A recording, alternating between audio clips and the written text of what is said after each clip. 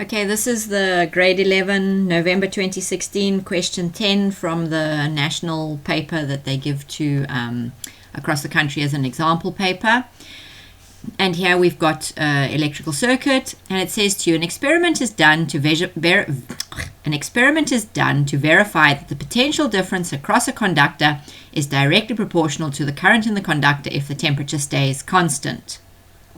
So this is obviously, as question 1 asks, which law is represented by the underlined phrase. This is Ohm's law. Okay, fairly obviously, Mr. Ohm's law is in the underlined words. So now that we've figured out that they've waffled on about Ohm's law, let's have a look here.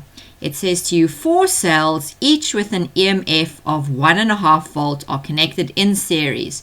So that is this over here, okay? Can you see here? 1, 2, 3, 4. So this is somewhat unusual in this question.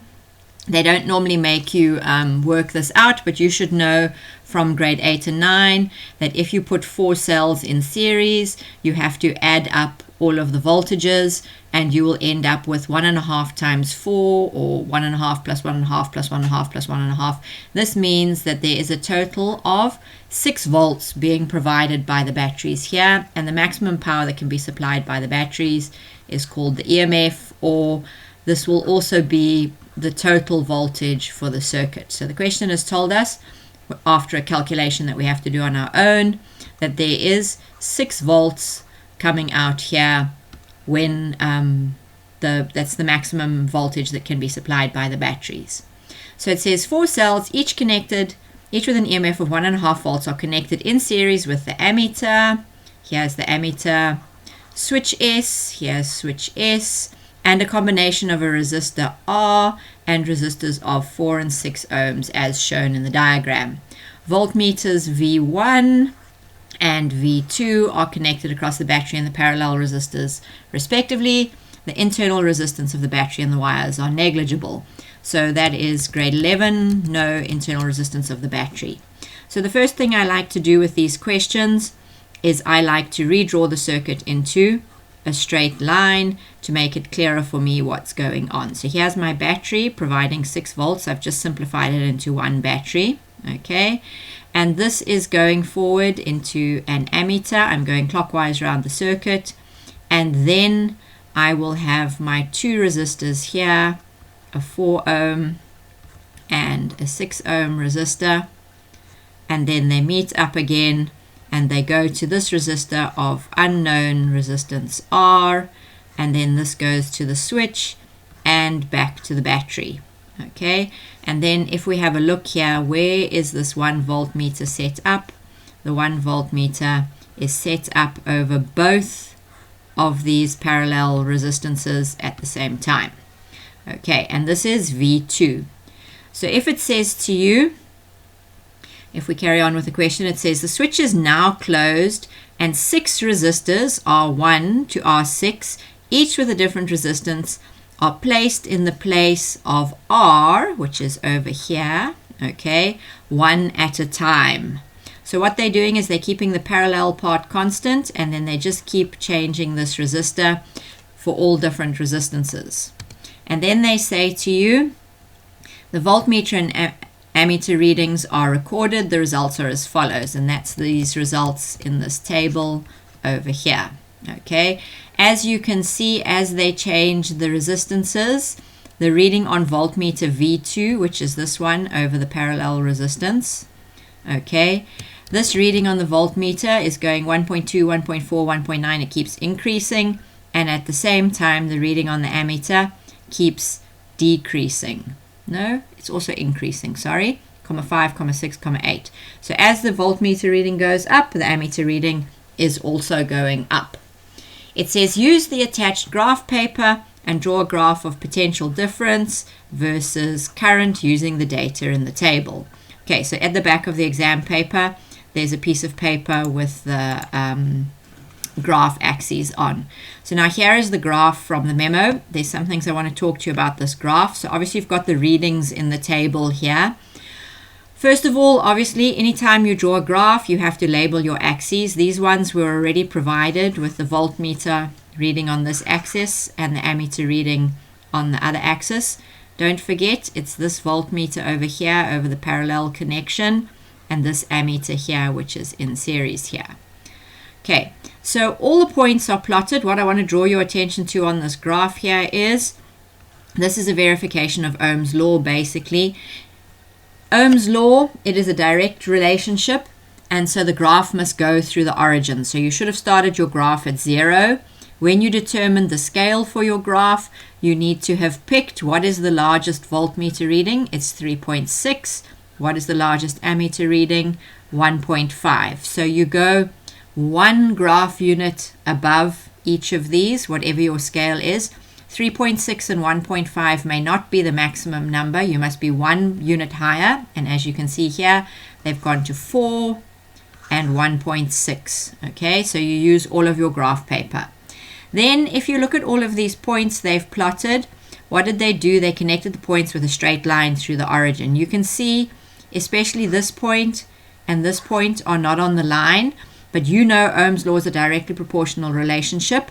So what you have to do is you have to use your ruler to draw this line. You can't draw a broken line, like you can't be zigzagging through the points with your ruler like this. Yes, the point is to be drawing a straight line of best fit that also passes through the origin. So some points will be on the line, some points will not be on the line, but you draw the line of best fit. Now it says to you, what does the gradient of the graph represent? So obviously you can see this graph is a graph of the form y equals mx plus c. The c is 0 because we're going through the origin. So the m, the gradient, is always change in y over change in x. So on the y-axis over here, what do we have? We have volts. On the x-axis, what do we have here? We have current in amps. So I have a graph that the gradient will be the change in y over the change in x, which is volts over amps. Does this remind you of something? It is telling you R, the resistance by Ohm's law, R equals V over I. So the gradient of the graph represents the resistance, okay, but what exactly is it representing the resistance of? Look where the voltmeter V2 is. It is over both of these two resistors, okay. So the voltmeter is reading the voltage for these two resistors. So the resistance that we are dealing with here is the resistance of the parallel resistors. Not of this resistor R. No, because we've not got a voltmeter reading for that. And remember, a series circuit is a voltage divider or a potential divider. So it's not going to give us that. We can only know the voltage from this voltmeter here. And obviously this voltmeter reading here is the EMF. So it's also not relevant. Now, it says, if voltmeter V2 is only connected across the 4 ohm resistor, so if we put a voltmeter over here, how will the gradient of the graph change? What do we know about voltage in parallel? Voltage in parallel is the same anywhere in a purely parallel circuit. So the voltmeter reading V2, the voltmeter reading where I drew the first voltmeter, the voltmeter over here, all of these readings will be the same. So this one is going to stay the same. Okay. Now it says to you, what happens if you take out the 4 ohm resistor? So let's have a look at this circuit here. They say to you, get rid of the 4 ohm resistor. If the 4 ohm resistor is removed, how will the gradient of the graph change? So if we take out this resistor, what are we doing? We are creating a purely series circuit over here, because how will the current flow? It'll flow through the 6 ohm resistor, flow through the resistor R, and back to the battery. So we're back now to a series circuit, and you know that if you remove a resistor in parallel, the resistance is going to increase. So what will happen to the gradient of the graph? The gradient of the graph is going to increase because the resistance increased. Okay. let's go back now. We've dealt with everything to do with the graph. Let's go back and have a look at the last part of the question here. Okay. Now it says to you, calculate the resistance of resistor R3 using the values in the table. So here we go. We need to use these values from the table here, and we want the resistance of resistor R3. Now we have to be careful here. Let's just think again about our circuit. What we have to do here, you can see that this is 5 marks. It's not one calculation. We got to do 2 calculations. So this ammeter here is the ammeter reading that we've got, and it's got the reading of 0.8 amps for R3. Now what we want to do anytime we have a parallel and a series thing like this, 2 parallel resistors and 1 series one, we actually need to make this into one effective resistance, yes? And then say this is now in series with R3, and then the switch and the battery. Okay, so our first step here is we cannot use this reading on voltmeter 2 for anything to do with R3, because a series circuit, let's call this RP for R parallel, a series circuit is a potential divider. Okay, so the value here, which we've got from the table here, reading on voltmeter V2, this is 1.9 volts. This reading only applies to the parallel resistance. It's got nothing to do with R3, but the ammeter reading will be accurate for both the parallel resistance and R3, because in a series circuit, current is the same everywhere. Okay, and a series circuit is a potential divider, so if I put another voltmeter over here on R3, it is going to give me a completely different reading to the one on the parallel resistance, but we will know that the total voltage will be equal to the voltage over the parallel section plus the voltage over resistor 3, because that's how it works in a circuit. So if we want to calculate the value of resistance R3, we need to work out some things along the way first. Okay, the first thing we know is that we know the total voltage is 6 volts. Okay, so if we want to work out, we can work out with what we know here. We can work out what is the parallel resistance. Okay, and from knowing the parallel resistance, we can find other things. If we know the voltage over the parallel section here, what is the voltage over the parallel section here? It comes out of the question, 1.9. We can then get the voltage over resistor 3, but that's not going to be particularly helpful. Whoops, that should be a plus over here.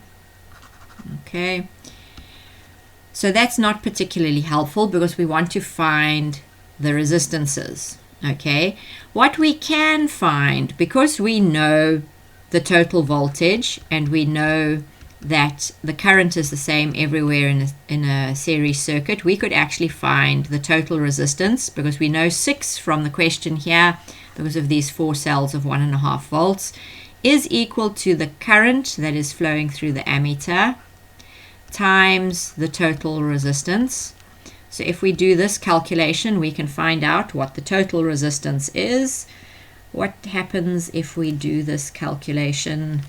6 divided by 8, we should get 7.5 ohms is the total resistance. And now this is a series circuit, so the R total will be equal to the R parallel plus the resistance of R3. So if we know this equation and we know that this is 7.5, if we can work out the parallel resistance, we can find the resistance of R3. So what is the parallel resistance? It is going to be equal to, well, if we actually write the formula like it is on the data sheet, remember the formula like it is on the data sheet, 1 over R parallel will be equal to 1 over R1 plus 1 over R2. And from the diagram, you can see the parallel resistance is 1 over 4 plus 1 over 6. So if we do the maths here, we end up with 5 over 12 is 1 over RP. Remember, this is 1 over RP, not RP. So we have to flip the answer. RP will be 12 over 5, which is 2,4 ohms. Okay, so now we can go back over here. The total voltage will be equal to the parallel voltage plus resistor 3, because that's how it works in a series circuit. So 7.5 equals 2,4 plus resistance 3. So what will this work out to? 7.5 minus 2,4 R3, 7.5 minus 2,4, it's going to be 5,1 ohms. Okay, and then finally it says calculate the energy dissipated in resistor R4. So let's have a look here. Let me rub some of this out. Okay, the same thing's going to happen here. We're going to have the same circuit effectively. Goodness, it's taking long to rub this out, but we have different values. We have to now use the values that are here for R4 in the table. Okay, so let's go and have a look in the table and see what is in the table here. Okay, R4 has got a voltmeter reading of 2.4 and an ammeter reading of 1. So we've still got a total of 6 from the 4 1.5 cells. We've got a parallel voltage of 2.4 plus the voltage on resistor 4. Okay, so this is now resistor 4. So let's use some of our knowledge that we've already got now. We calculated what was the parallel resistance in the previous part of the question, and this parallel resistance was 2,4. My voltmeter reading now, my ammeter reading, sorry, my ammeter reading is 1. This resistance is 2,4, and we're not quite sure what this voltmeter reading is here. But what is the parallel resistance's voltmeter reading? This is confusing because we've got 2,4 twice. This is 2,4 volts, and this is 2,4 ohms at the moment. Okay, so what do we know that is relevant here? We've got all of these power formulas, remember? We've got a whole bunch of energy formulas. What exactly does the question ask? The question asks, calculate the energy dissipated in R4 in 10 seconds. So what is this question looking for? This question is looking for W, because the work done is the same as the energy dissipated, and we know that our time is 10 seconds. Okay, calculate the energy dissipated. This dissipated word just means like lost to the environment. In the physics meaning of dissipated, it means you've like lost the energy to the environment. So we need one of these W formulas here, because remember the work done is equal to the change in energy. So we need one of these formulas to use here. So the thing is though, we don't actually know the resistance of R4, but we do know the current.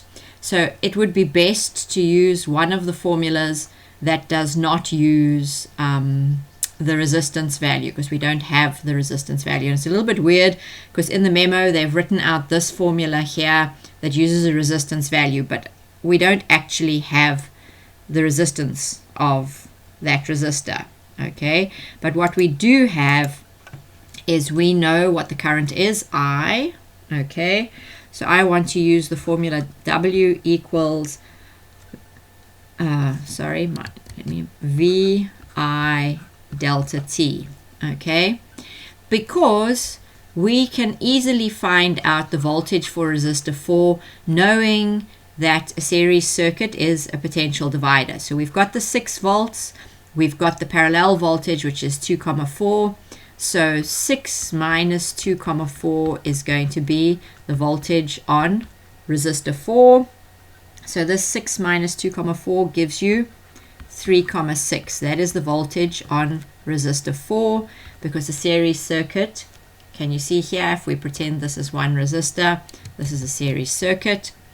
So my voltage here is 3 comma 6. In a series circuit, the current is the same everywhere, so this current reading in the table of 1 amp is the same for both of the resistors, because current is the same everywhere in a series circuit, and the time is 10 seconds. So 3 comma 6 times, why did I write this as an I when it's a 1? That was silly. 3 comma 6 times 1 times 10 gives you 36 joules. That will be the energy dissipated in resistor 4 in 10 seconds.